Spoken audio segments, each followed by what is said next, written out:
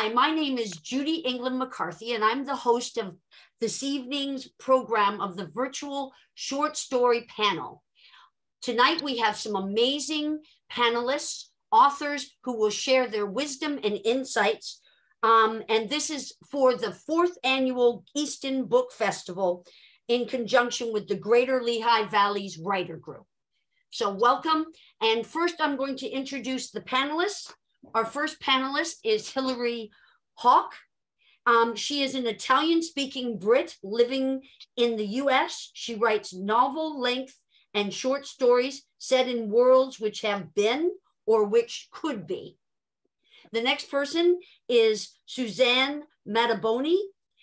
She is a women's fiction writer and some horror, both long and short story form, essays, and some journalism and blogging, quite diverse. She lives in Northampton with her husband, and she has 2 grown sons, but let's not forget that cat. Next is Chris Ochs, who dove headfirst into writing with his epic fantasy Pindle Bryce of Lenland. His latest novel is a gritty urban fantasy horror, My Friend Jackson, and it was a finalist in Indies Today's Best Books of 2020. Then we have Rachel Thompson. She is the author of sci-fi, fantasy, and social satire, with 6 books under her belt and 2 more coming soon. Thompson's short fiction twists unrelated ideas together to create new story shapes, and she's quite fascinating with her questions and answers. Carol Wright is our last panelist. She writes mysteries and so much more. Many of her short stories can be found in her collection, A Christmas on Nantucket. And Carol is the founding executive editor of Bethlehem's Writer Roundtable online literary journal. So I'd like to welcome you all, and in order of how I mentioned you, if you would just say hello and say your name so they know who you are. Hilary, if you could start. Hi, everybody. Thank you so much for having me here tonight, Judy, and the Easton Book Festival. And hello, everybody watching. Very glad to be here. I'm Christopher D. Ochs. I didn't realize this was the 4th. It's been how time flies. I've been at every one of the festivals except for the one that I guess got kiboshed by COVID. So, wow, glad everybody could make it. Yeah, so glad you could, Chris. Yes, Suzanne. Hi, I'm Suzanne Mattaboni. Yeah, great to be here. I think this is my 2nd year participating or submitting some material for the festival. In deference to my daughter, I do have 2 children, but one is a girl. Oh, I read it wrong. No, I do apologize. Oh no, I just said 2 grown kids. Oh, okay. I thought I heard mention sons, the sex, so I didn't get it wrong. Okay, sorry. Okay, and then we had Rachel. Hi, my name is Rachel Thompson. I'm a longtime member of the Greater Lehigh Valley Writers Group, and I'm joining you from Florida. I moved to Florida, but that doesn't stop me from participating, and here I are. So nice glad to have you. I wish we could bring some of that warm sunshine with us here. Finally, we have some nice days. You don't want to be here in the summer, trust me. Okay, Carol. I'm Carol Wright, and I am the founder of the Bethlehem Writers Group and a longtime member of the Greater Lehigh Valley Writers Group. And I write, as Judy said, mysteries and short stories. So looking forward to be great for this evening's topic. Okay, so our first question, which I'll ask Hilary first, what do you hope your readers will gain from your stories?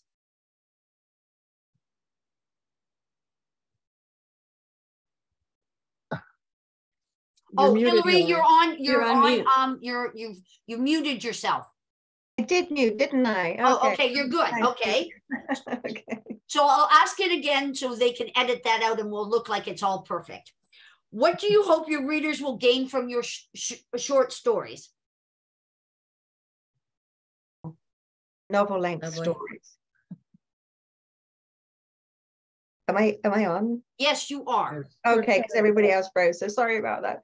I think there's really an intrinsic relationship between real life and stories, whether we're talking about short stories or novels. We might open a book thinking we are reading for entertainment, but in reality, a story is going to take us somewhere. It's going to take us to a new place that we might not have visited. That's very true, Hilary.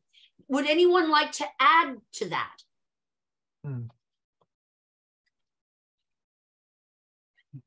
Okay, Carol. I hope to provoke feelings in my readers. If you feel something when you read my story, then I feel that we've made a connection, because that's what I'm trying to put into the story. A feeling. A feeling, yeah. And very much like Hilary was saying, there's something that we're trying to evoke as a writer. Rachel, yes? Yeah, well, for me, it's about ideas. I build my characters around ideas, and I build my settings around ideas. I usually come out with some kind of a concept first, and I want to share that concept with my reader to give the reader something different to think about, or to see something familiar in a different way. So in a sense, it's almost a philosophical exercise of trying to help the reader see in a different way. So that's what I hope to gain from my short fiction. Throw out some ideas and let's think about them and talk about them. Okay, so paradigm shifting, a little bit of encouraging people down different paths. How about you, Suzanne or Chris? Yes. I think I try to capture moments that I feel that maybe someone will read and recognize and realize that they're not alone, and then it kind of touches that place where you have to like stop and make a decision in your life, or decide what is really right for you, etc. Like I like to kind of bring an epiphany into things, and at least that's kind of maybe more the women's fiction angle. I guess then if I'm doing something more on the horror side, which I kind of switched to just because so many more people read it, then it's more kind of the element of surprise, or you really want to get people's emotions up, because fear is really very intense, and that's why I started reading short stories like Stephen King's stories and those kind of pieces, so that So it's such a varied spectrum, right? I mean, you can go where you're trying to encourage, and then the other side you're trying to frighten the wits out of somebody. Yeah. Okay. I don't know how I'm going to bring those two together in my career, but maybe we'll see. Okay, how about you, Chris? I find I like to share a sense of adventure. I'm a bit of a polyglot and a jack of all trades, whatever you want to call it, but I'm always trying to find something new, to learn something new. If you ever listen to my range of music, my tastes in music are very eclectic, from classical to punk rock to who knows what. But I'm always learning something new, and when I find something that really fascinates me, like the crow with the new shiny thing, I often find myself incorporating that into my writing. Okay, so it inspires you to keep creating from what you've learned, which is wonderful. For example, my latest novel, My Friend Jackson, was spawned out of a reading of Queen Bees and Wannabes by Rosalind Wiseman, which was a treatise on girl-on-girl bullying. And my second book, which is a collection of short stories, which is what we're focusing on, came out of my membership with the Lehigh Valley Storytelling Group. If I told a story and I got a good reaction from the audience, I wrote it as a short story. Very nice. Well, I guess the next question, it sort of leads us to it. Those of you who'd like to answer, if you can remember, tell us a bit about your first short story and why that was the one you wrote down to try to publish, right? I mean, not the one you wrote when you were 6 years old or whatever, but the one that you actually decided that you would spend the next year of your life trying, or whatever the length of time it would take, to get it finished, because depending, short stories aren't quite so long. But who would like to? Oh, the next person to begin would be you, Suzanne. Yeah, we talked about this a little bit before we started recording. It's hard for me to really delineate exactly when I started writing short stories, because I've kind of been writing since I was a kid, and I have journals going back to like second grade. So, does it count that I made the Barbie dolls act out little stories when I was, in fifth grade? But the one of the first stories that I got recognition for, I guess, I wrote in high school, and I wrote it based on my best friend's brother had gone into the service. And I thought that was kind of an emotional moment. So I wrote a story about a family whose oldest went off to join the service. And that kind of was the first time that, their family kind of was broken up by somebody who went away. And that story actually, I sent to 17 magazine, and it won their art and fiction contest. Wow. So that was a lot of validation, number one. But yeah, that was just basically inspired by, I think my friend wrote an essay about when her brother left. And I thought that was really cool, and wrote, something based on that. And how that brother, who I still know, was always really, anywhere we go together, he would tell everyone that I wrote this story about him. So, that was kind of neat. Okay, so a legacy. Yeah, kind of. He was really very proud that he was the star of this story, fictionally. But I guess that was the first real story that, wasn't just maybe an English assignment or something. Okay. And how about you, Chris? Well, I'm glad you said published, because that way I don't have to talk about all the terrible stories I wrote for friends. But I guess my first technically published story was something while I was in senior high school, and it was published in a chapbook about LTRC, Lehigh Valley Community College. That also was terrible. But and I won't go into the radio plays that I did on our local college radio stations, because I'm surprised I didn't get thrown off the radio station for doing them. But my first serious work that got published by the Greater Lehigh Valley Writers Group was a horror, gothic horror short story called 8. And again, it was just what Stephen King in writing tells us to be prepared for. When two random ideas collide. I was just walking the dog, and I thought about, what about somebody who can see the 8th color of the rainbow, which we can't see? And from that, a very strange story came about. Oh, nice. Who would like to answer that question next? No, I'll do it. Okay, Rachel. Oh, okay. You know me, I'm a big mouth. I'll talk and talk. I actually have in line with you guys, my first story that was published was actually an assignment from college. After I got out of the Air Force. Previously, I dabbled a little, but I went to college going after a completely different line of education. I took an English class, a requirement, got an assignment, and I wrote a short story, and it turned out to be pretty good. My college professor liked it. And he, without me even knowing it, he sent it into one of these pulp magazines, who bought it, and they sent me money.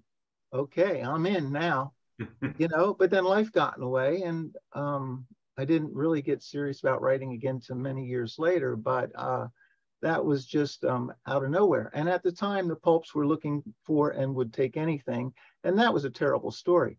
But the story inside that story is my current novel, just released this June, called Book of Answers. That character, my first character, this is what that novel's all about.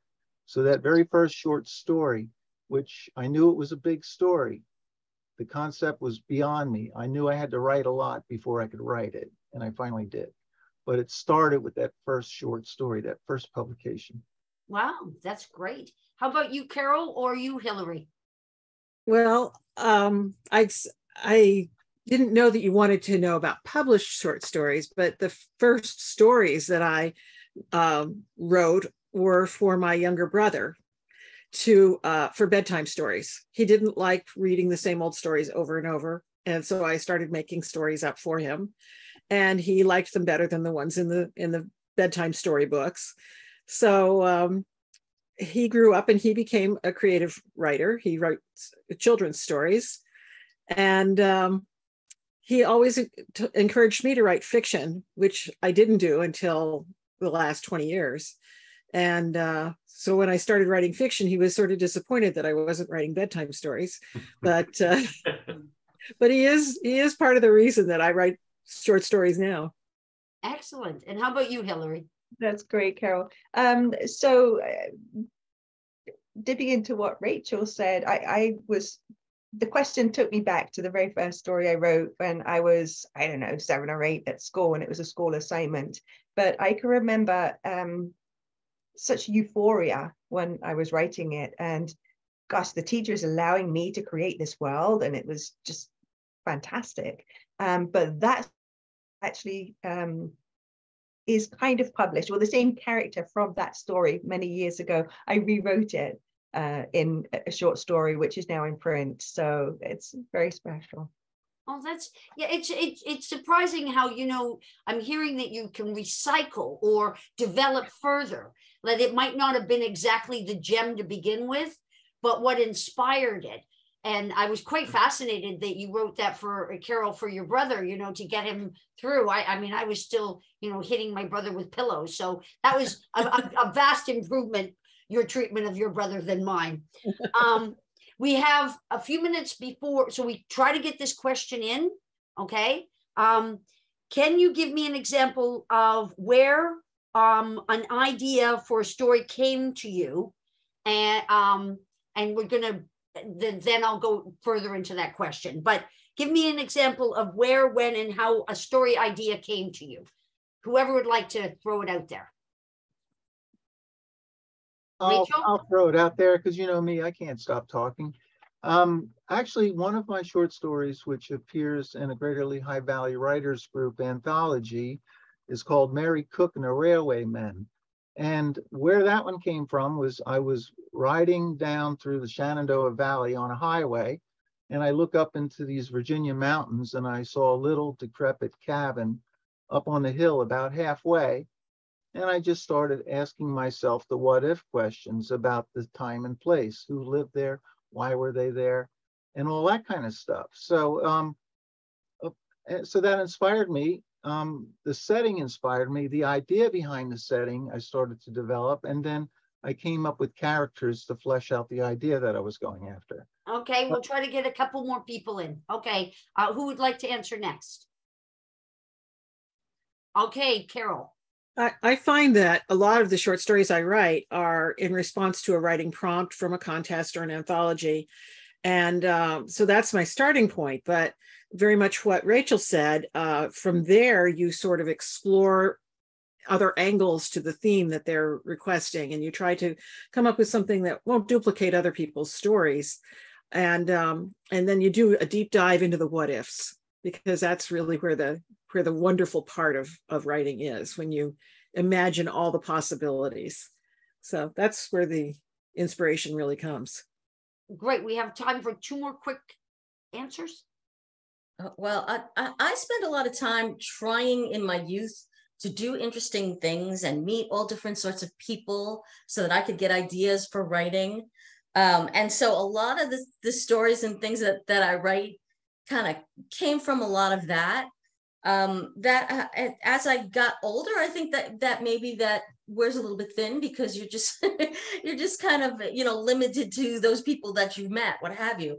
So I found I didn't think I would be good at doing stories just based on a writing prompt, until I started looking at calls, people saying, okay, we need something based on the explosion of a myth, or you know, whatever else people might ask for. And I've started doing stories based on things that people are actually asking for. And I surprised myself, I think, in being able to stretch and just create something out of nowhere, instead of like being Jack Kerouac, where you have to like travel the whole country and then write stories about all those people that you see.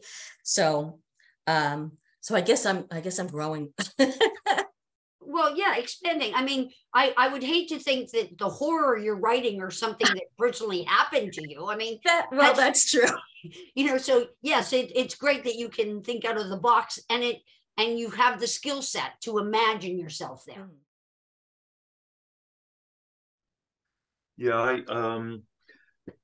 if you've ever spoken to a lot of writers, you'll often hear or see a T-shirt that says, "Be nice to me, or I'll put you in my next book."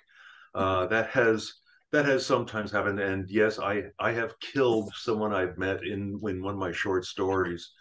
But so that was a germ of a story that I knew I would write sooner or later.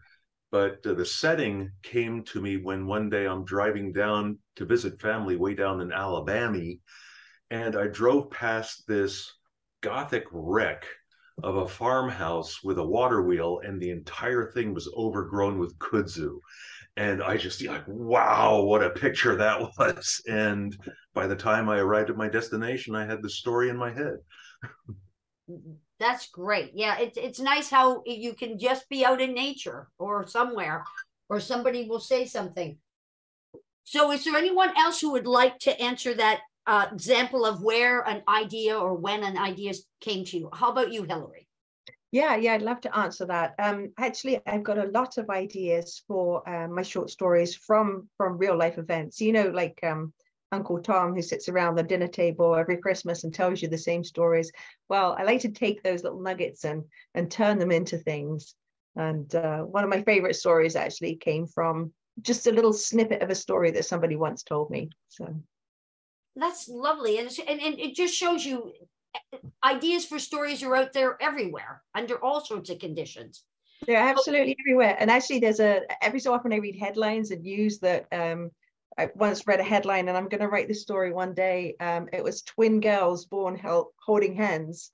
Oh. And actually, Suzanne, I think that's going to be my first horror story. Ooh. Okay. Ooh, twist it around. Okay. Now this one, whoever would like to answer, do you have a favorite short story or writer that you return to again and again for encouragement when you're trying to get that story down? Anyone like to start? Oh, yes. Rachel. Of course. I wouldn't say it's a writer I would turn to for inspiration. Everybody I read, I love. And if I don't love them, I put the book down. So I have a lot of favorite writers, but there are certain short stories that inspire me, and I keep thinking about them, and they haunt me and have haunted me through my life. And one of them is Rip Van Winkle, which I recently reread. It's brilliant. Rip Van Winkle. I don't remember the author's name. Another one, Why I Live at the PO. That story sticks in my mind. It was kind of a tongue-in-cheek, funny story by Dorothy Parker, I believe, short story writer of the 50s, 60s, and 50s. And the other one, Metamorphoses. Who hasn't read Metamorphoses? The story of a guy that turns into a giant cockroach. I mean, every high school kid has to read that story, or most of the ones I know. And that one just haunts me and stuck with me to this very day.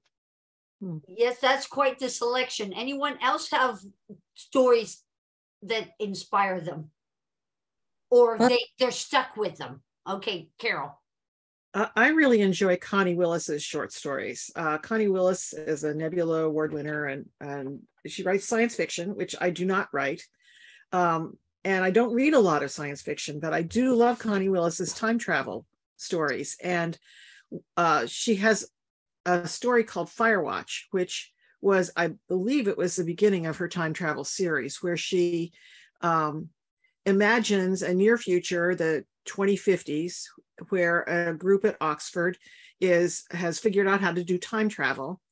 And one of the scientists, the historians really, who decided to go back to visit St. Paul's Cathedral, thought he was going to a much earlier time and ended up there during the Blitz, and was working to save St. Paul's Cathedral in London. I read that. Yeah, it's a terrific story. And then she goes on to several novels that use the same Oxford time travel group. And I love them all.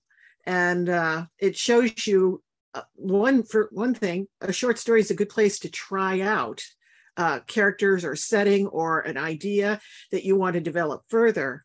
Good point. But it also, I just love the way she writes. And her other short stories are all different kinds of science fiction, alien visitation and robotic people and all kinds of things that are completely unrelated to the time travel, but all very creative. Very nice. Yes, you, Chris? Well, the first short story that intrigued me to read more of a writer was, again, a high school reading project, Harrison Bergeron by Kurt Vonnegut. Again, a story that almost everybody reads in high school, at least when I was in high school. Kurt Vonnegut is one of my favorite authors overall, but the short story that shook me down to my core was from Arthur C. Clarke. And it still haunts me sometimes to this day. The name of the short story is The Star.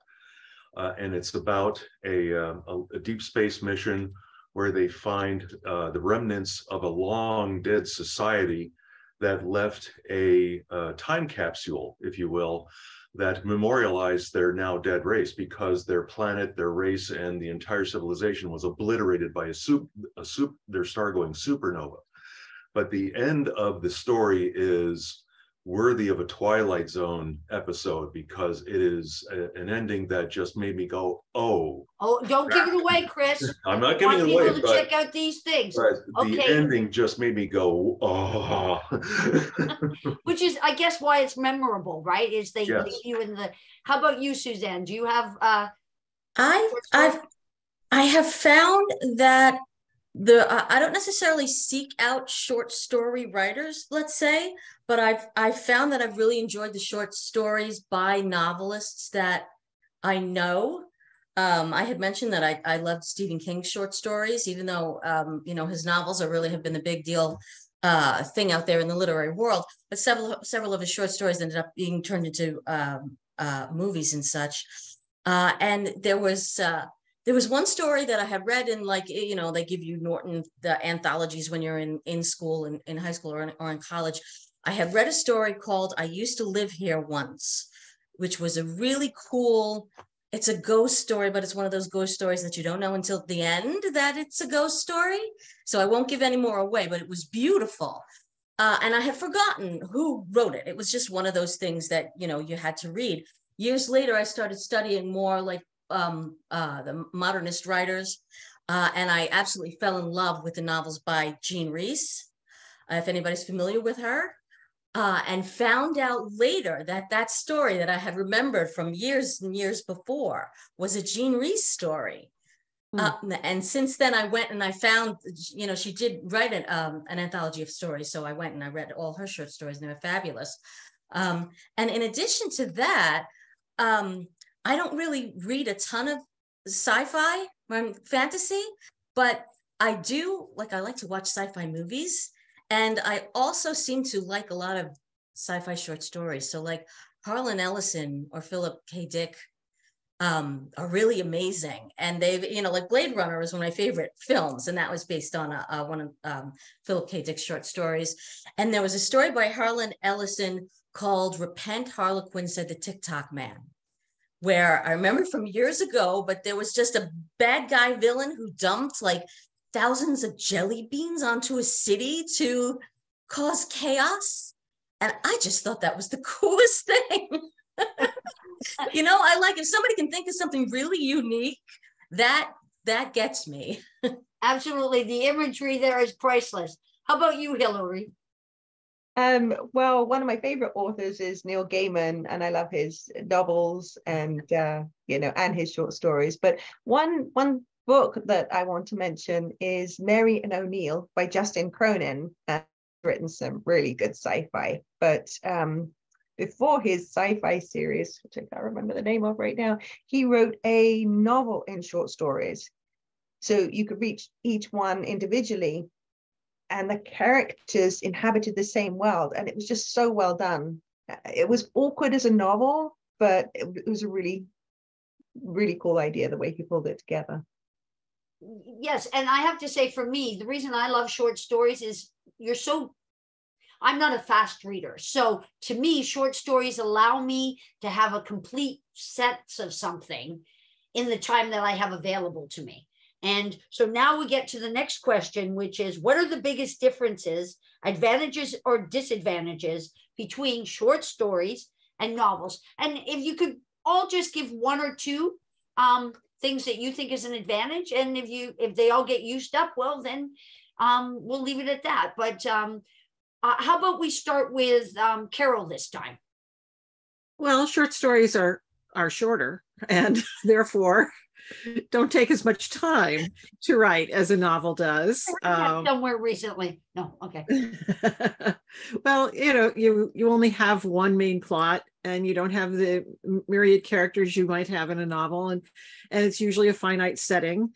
And it's just the tale of a character and a conflict and a resolution that will, you can read it in one sitting, and it doesn't take as much time to write. And so if you are looking for a lot of completed projects, short stories are going to be a much better bet for you than if you try to do a series of novels.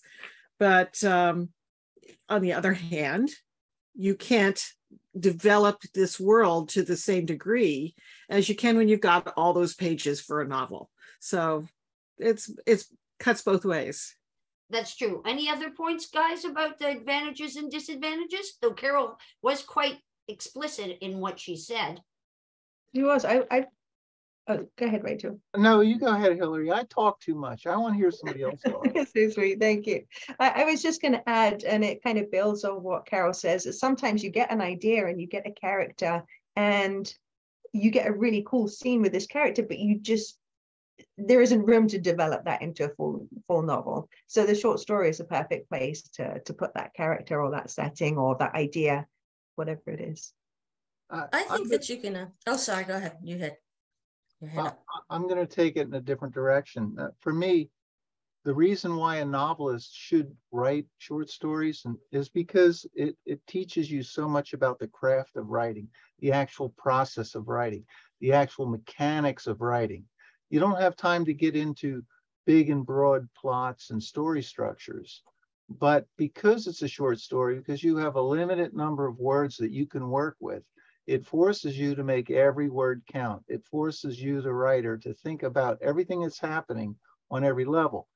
And this is a good skill to have, because when you're writing a novel, every scene has to have those same qualities.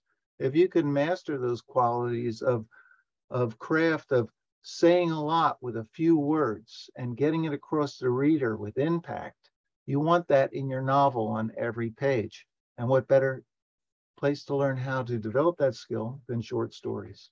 Good point, Rachel. How about you, Suzanne? You look like you had something you'd like to add. Well, from a practical standpoint, it's much quicker to get to market if you have a short story, which is what I like best about it, is that you could do it, you can finish it, you can polish it within a short time frame, and then just look to find a market for that story and start sending it places, and maybe get something out there within a couple of months, as opposed to, poring over a novel for a year or 2 years or 10 years or however long it takes people to write novels. So that's nice.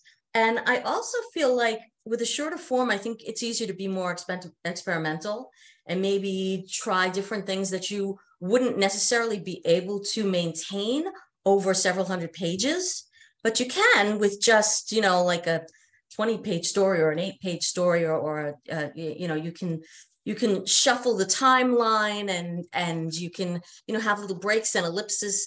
Like, to me, a lot of the short stories that I have written, in my mind, they kind of are novels, but you just like break and you go and you leave your little space, and then you're in another part of the story and you skip through it because it still has to have that arc. So you can be a little bit more experimental and compress things and mix them around and try different techniques, I think, in short stories that you might not be able to do as easily in a long form. That's true. I saw you, Chris, you seem to have something you'd like to add? Yeah, 2 points actually. I wanted to expand on something Rachel said, that a lot of times in modern novels, you'll find that some authors like to write very short chapters. So the lessons you learn in short stories help to write in that form. I just finished, for example, 2 novels by Jonathan Mayberry, and he does that form very well, where he has chapters that are sometimes multiple pages long, sometimes a few pages, and sometimes just 1 page long. So each chapter is in itself a self-contained scene, thought, short story. The second point was it's a one-way street. You can learn a lot about how to write a novel by starting with short stories. You cannot learn how to write a short story by writing a novel. Okay. Very good point. Very good point. So I guess we've already answered the next question, which is why is it a good idea or not for novelists to learn to write short stories? So you guys have answered that question. I thank you for the foresight and knowing what I was already about to ask. The next question would, how would you absolutely, what absolutely must be in a short story for it to work? Like, I know we sort of touched on it here, but really, what would you say you can't get away with if you don't have it in there, that people won't forgive you? Conflict. Okay. Conflict's a good one. You can shout out different.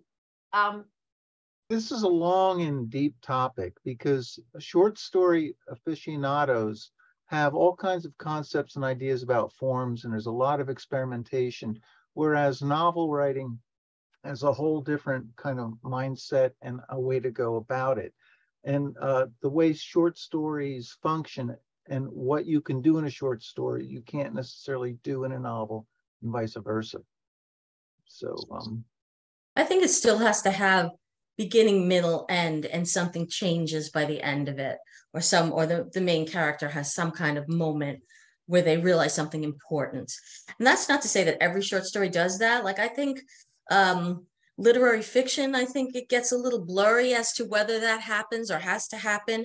But that's, I mean, I don't write literary fiction, or at least not anymore. And so maybe someone who is more familiar with that genre could tell you how it fits into that, better fits into what makes a literary fiction short story.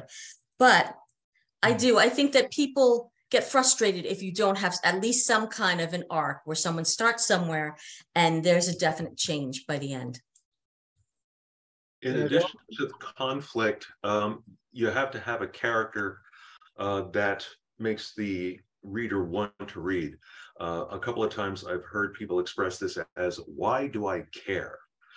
Like, why do I care about what happens to the protagonist, antagonist, or the furniture? You have to have something that draws the reader to invest some of their own emotion into the subject matter. Okay, and Carol, you look like you had something you'd like to add. Well, I was going to add on to what Suzanne said about literary fiction. Literary fiction can do wonderful character sketches or mood pieces or scenes, but they aren't really stories unless, as Suzanne suggested, you could say in the last line of that story, and nothing would ever be the same. I would add, I've dabbled in literary fiction. Of course, I got to write everything, right? But essentially what I've found from reading a lot of it and trying to do it is it tends to focus on internal emotional things, a moment of decision, a moment of change, not so much plot driven that these things are happening, character must do this. It's more about the internal and the moral aspects of what drives a character. That's kind of the line loosely for literary fiction. And of course, these lines are always being crossed in every direction. But the literary readers are not necessarily people that need or want a strong ending. What's popular with that is ambiguity, to make you force the reader to think about and make a decision about what happens. So a lot of these literary short stories don't tie it up in a neat bow. They leave it open, which I don't care for myself.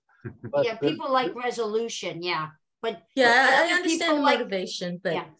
I feel the same way. It's kind of like what Chris was saying. If you don't, I think people feel cheated if they get to the end of the story and they're still wondering why you brought them into this situation. You know, you want to care about what happens to this person, or you know, who's driving the story. And if you don't get that, if people don't get that, I think they kind of feel like, why did you waste my time?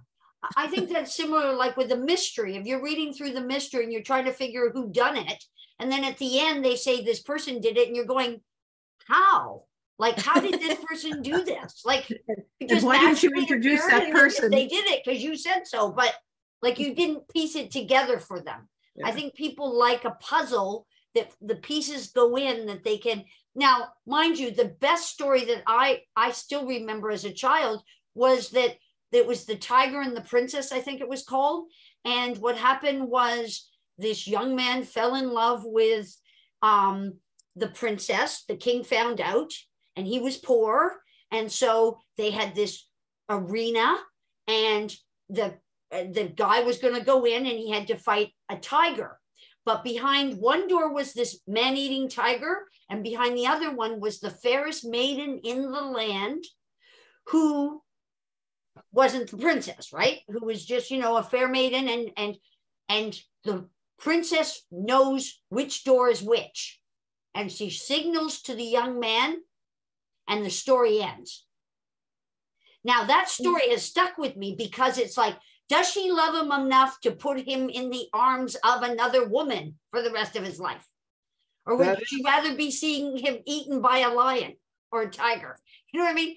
Like, those are the kind of stories that, as much as they gave me the angst, I still remember all these years ago, right?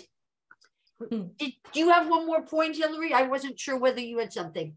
I agree with everything that's been said, and I just reiterate and underline, it's already been said, but change. You know, the world at the end of the short story can't be the same as the world at the beginning.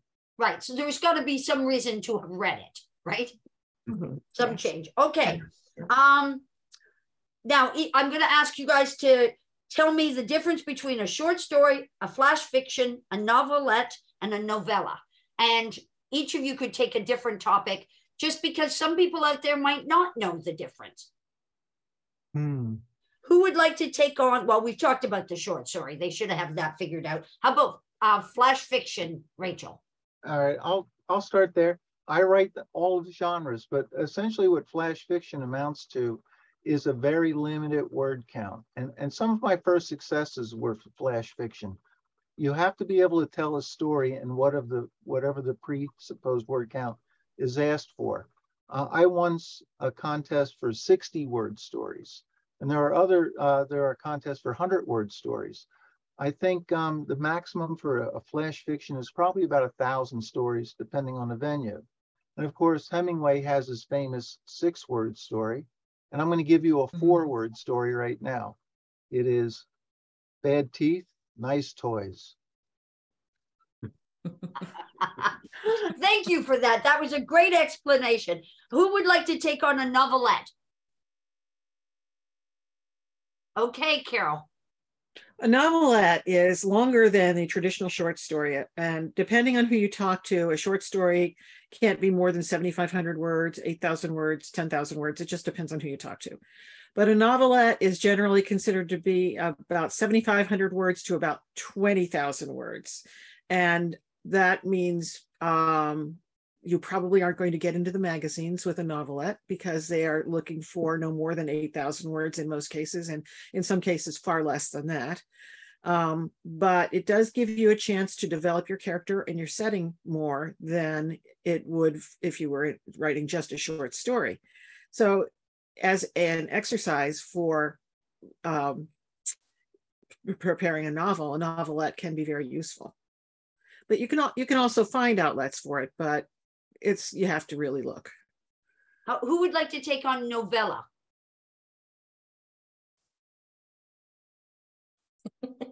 Is that the same as a novelette? I mean, I don't know, so I can't answer that. Yeah, I'm not sure either. I don't write novellas. I think have I heard it described as like 70,000 words or something along those lines? I don't, if Carol, if you have more knowledge on this. A novella picks up where a novelette lets off. It's about 20,000 words to 50,000 words, unless you're talking about something written for children, in which case 50,000 words is a novel. But the novella rather, can sometimes be fairly popular. You can definitely publish a novella freestanding, and people will buy it because people don't like a lot of commitment to a novel sometimes. And they have started to get a little longer as well.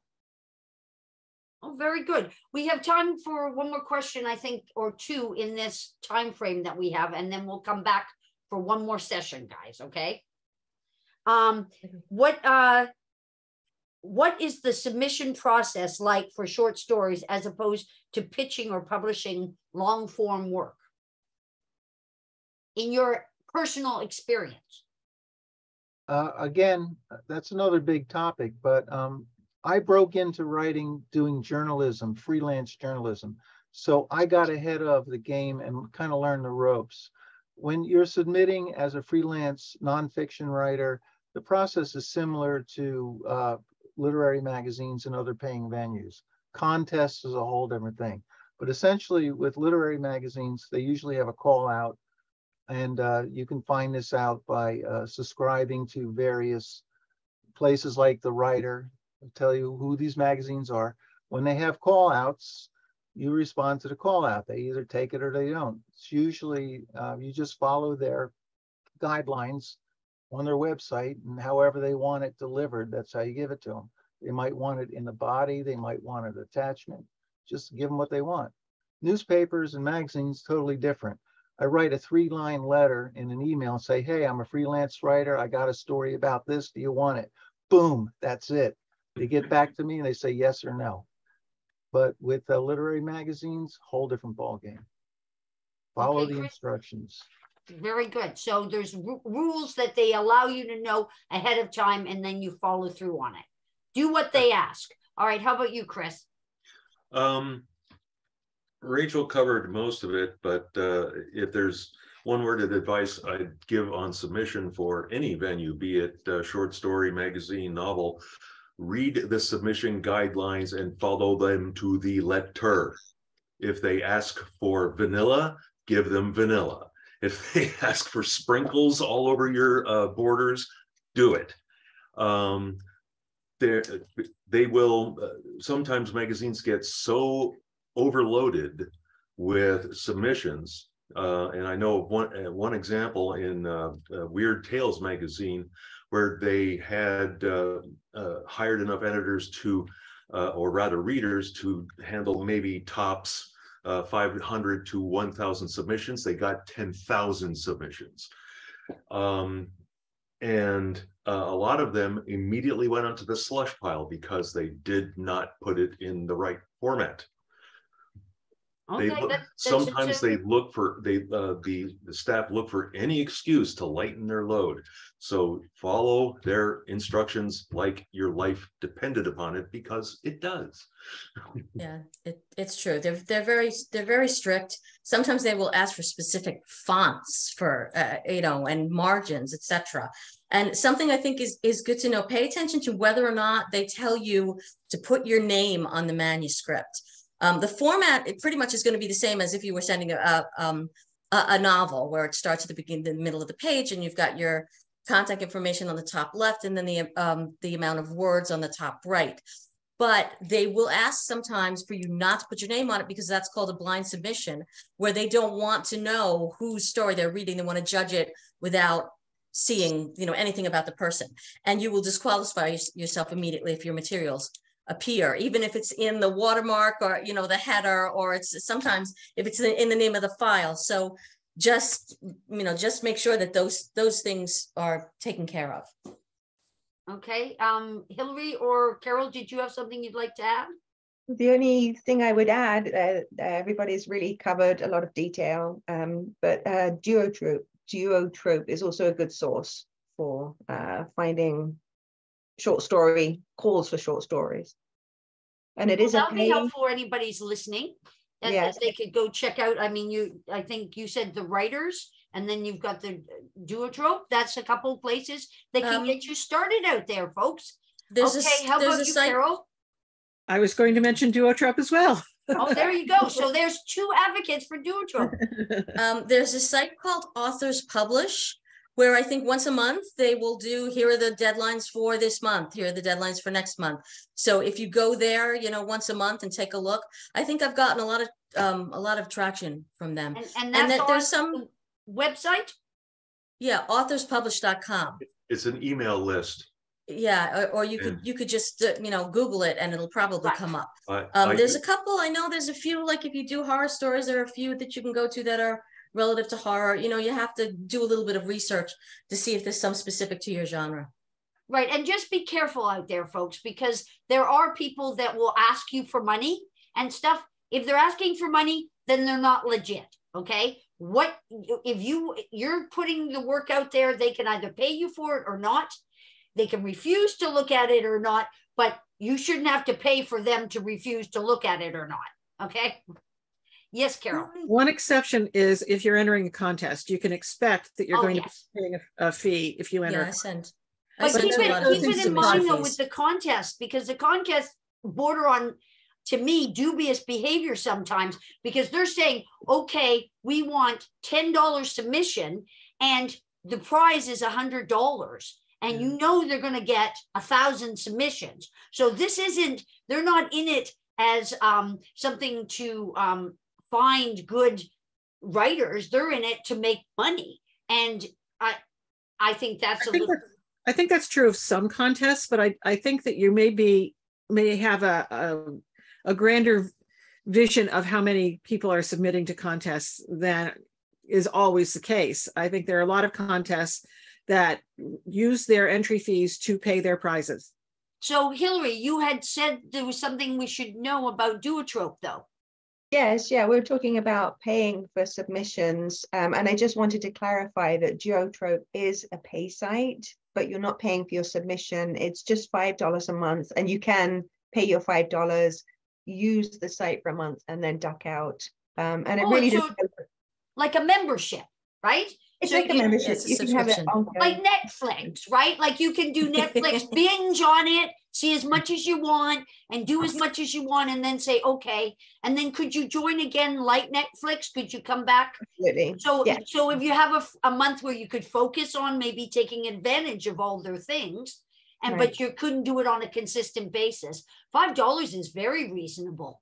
So that was a great site. Yeah, yeah, you get a lot of information for a lot of bang for your buck.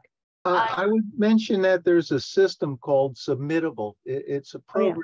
Most of these places that are asking and looking for submissions go through a program called Submittable. And most of the better ones will use Submittable, that, you know, the legitimate contest instead of the non-legitimate contests. And if you hook up on these email lists from the writer and places like that have already been mentioned, you start to learn that there are others like it out there that you can trust and rely on. So before you know it, your inbox will, opportunities will come to you that you can take a look at. Over time, you develop a network of newsletters that you know you can trust, that you know you can click. And if they're using Submittable, chances are very good it's legitimate, because Submittable is not going to let the scammers operate through them. Moksha is guys, I didn't record any of this. Oh my gosh. It's recording. It is recording? Oh, okay.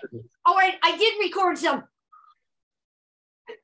Yeah, Moksha is another submission platform that several publishers use. So along with Submittable, Moksha is also reputable.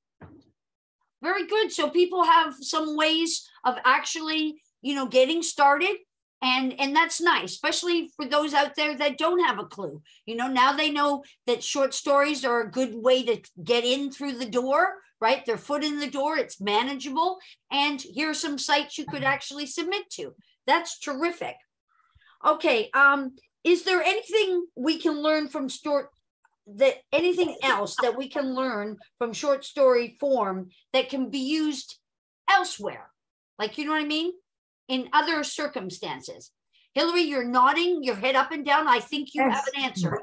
I do have an answer. I think we can learn so much, whether we take an aspect of craft that we're not very able to use very well, and you can just pour it into a short story.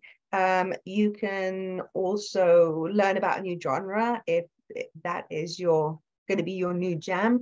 But most importantly, I think in a short story, you have to be so concise. And we mentioned earlier that you have to make every word count. And then you can transfer that skill to a novel.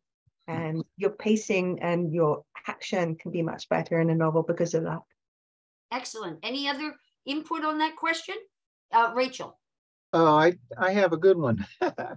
Actually, for the reader, why read short stories? Short stories are about life. They're all slices of life. And, you know, when to examine our own life, to see ourselves in others is a valuable tool to help us get through, to help us understand ourselves, you know? So I think as far as a reader is concerned, it's life skills. There are all kinds of ways to learn about life in these stories. They open up ways of thinking that you've never thought about before. And, you know, in my mind, the more we think, the better off we are. So I think it's a mind opener. And I think that's good for everyone. Any other comment? Because to me, what came up is anthologies, right? I think anthologies are a great opportunity because they can have poetry, they can have essays, and they have short stories. But even though they have a theme, people come at that theme from different points of view. So somebody who's looking to get into writing short stories, reading some anthologies where you get like a whole variety in one book, which keeps it a little, you know, better for your pocketbook if you don't have a lot of money. Mind you, libraries are out there. Use libraries. You know, I just think that short stories, as you said, gives us an opportunity to test the waters. Now I'm going to ask each and every one of you to say what you would like to share upon leaving, but also please share your contact information so that people who have liked what you said can check out all those wonderful things you guys are doing. So Rachel, since you like to talk, we'll let you go first. First off, my contact is rctom.com. That's rcthom.com. That's my little website where you can learn all about my books. And I'm going to do a quick share screen. I'm going to show you an anthology that's now in print. I have a new anthology coming out early next year, which is going to be called Another Anthology, the Same But Different. So I'm going to do a real quick screen share. Nope, disabled, so I can't do it. But the book I was going to show you is called Stalking Kilgore Trout. It's a collection of 21 very bizarre and weird short stories, modeled after my hero, Kurt Vonnegut's character, Kilgore Trout. So check out my book. You can buy it everywhere and anywhere. It's available in paper and ebooks. Just go to rctom.com and learn more about my books. Thank you. Thank you, Rachel. And thank you for all your input this evening. My pleasure. How about you, Carol? Would you like to share your information with us, please? Certainly. My website is carollwright.com. That's carollwright.com. And there is a contact form there if you want to get in touch with me. I also wanted to mention that as a member of the Bethlehem Writers Group, I'd like to let you all know that the Bethlehem Writers Roundtable is a quarterly literary journal, and it is a paying journal. We have just raised the fees that we pay so that we now pay $50 for a story of 2,500 words or fewer, if it's a featured story, $20 for what we call our and more stories, which are not featured, but short stories that we would publish, and $10 for poetry. So that is at bwgwritersroundtable.com. And I suggest you go there and learn more about how to submit your short stories. We also have a contest every year. It starts on January 1st. The theme for our contest this year is holiday stories. And by holidays, we define that for this purpose as Thanksgiving through New Year's. And there are a lot more holidays in there than you'd think there are. So you can, we are accepting stories of 2,000 words or fewer. And the first, second, and third prize each win cash and publication. Oh, nice. Very nice. You guys get writing now. You've got a contest to enter that you could be published. Okay. Thank you very much, Carol. How about you, Suzanne? Okay. Well, I have been in various anthologies and such for short stories, but my debut novel was just came out in May. So I'm going to pull it up here, but you're probably going to see it all backwards, right? Or what? Let's see. Is it hard to see? But in any case, Once in a Lifetime, which is women's fiction set in the 1980s. It's a kind of fun coming of age journey. So you can take a look at that. I'm at www.suzannemattaboni.com, which I'm not sure if the writing, will show up in the final version of this, but it's SuzanneMattaboni.com. There's also a separate site just for the novel, which is onceinaLifetimeNovel.com. So you can get all the background on there. And one more plug, I don't have it to show because the boxes are still in my car because I sold it at the Easton Book Festival. But but the group has an anthology that we do every other year. So if you do join up the group, you can submit. But our Rites of Passage anthology from 2021, I was the chair and one of the editors, and various people here on this panel contributed and edited as well. And it recently won a Book Fest award, so we're all very proud of that. So you can take a look for that also. Wonderful. Yes, that's a great plug because it's a great anthology. Not to mention I'm in it, so nothing personally vested in it or anything. But thank you for putting that forward, Suzanne. How about you, Christopher? Well, in addition to my own website, which I'll get to in a moment, I'm the president of the Greater Lehigh Valley Writers Group for the next 9 months. I'm very proud of our writers, and especially Suzanne, who is the editor of our latest anthology.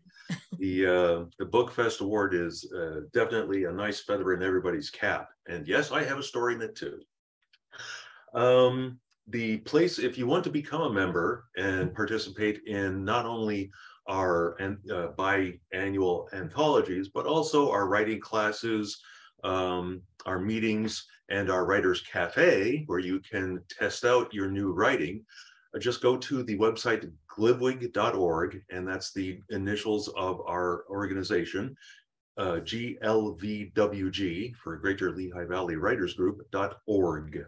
not .com.org, and they'll have instructions on how you can sign up for the Writers Cafe and become a member, and all sorts of other nifty stuff, including our monthly sessions, workshops, and so on. As for myself, my latest novel, My Friend Jackson, won a finalist in Indie's Best Books of 2020. So I'm very happy about that. And I also have a couple of short stories in the Bethlehem Writers Group, their latest anthology, which won Best Ebook in National Next Generation's Indie Book Awards. So it's been a stellar year for me. But if you want to read my short stories, my novels, novellas, and everything in between, and even a couple of audio pods on the web, go to my full name here, which hopefully is texted out there, Christopher D. Ochs. And please use the middle initial because, believe it or not, there's a couple of other Christopher Ochses out there who have been published. Go figure. It's not a unique name, apparently. So that's it for me. Okay, and how about you, Hilary? Okay, well, I think I might have a unique name, but I'm not too sure about that. I do write across genres, and I think I write in worlds that have happened or worlds that could be. My latest is somewhere between a novelette and a novella, but it's actually a middle grade novel, The Wrong Kind of Magic. And it's a lot of fun, fast-paced middle grade Christmas story. And you can learn more about what I write at hilaryhauck.com, HILARYHAUCK.com. Well, I want to thank you all, but before I do get into the goodbyes, I'd like to say that I'm both a professional storyteller and a writer of children's books. And just because now it's October, this is October, my latest children's book is a Halloween called A Witch's Bash, The 12 Hours of Halloween. It's a single-long picture book for K through grade 3 to 4. And I just want to say thank you very much. If you want to check out my website, I have free downloadables for kids for Halloween, and it's called beginwithastory.com. But I want to thank everyone here for taking the time to share your knowledge. And I think that you guys who have listened to this program, especially if they do a good editing job, you will see that we are professional and that we know what we're doing. The effort was good. The Zoom quality, well, we did our best. Thank you for sharing this time with us. And I hope you go away with a little more information, a little inspiration, and even a little bit of good cheer as we go into the holiday season. Thank you very much on behalf of East End Book Festival and the Greater Lehigh Valley Writers Group. Thank you all. Thank you, Judy. Thank you, Judy. Thank you, Judy.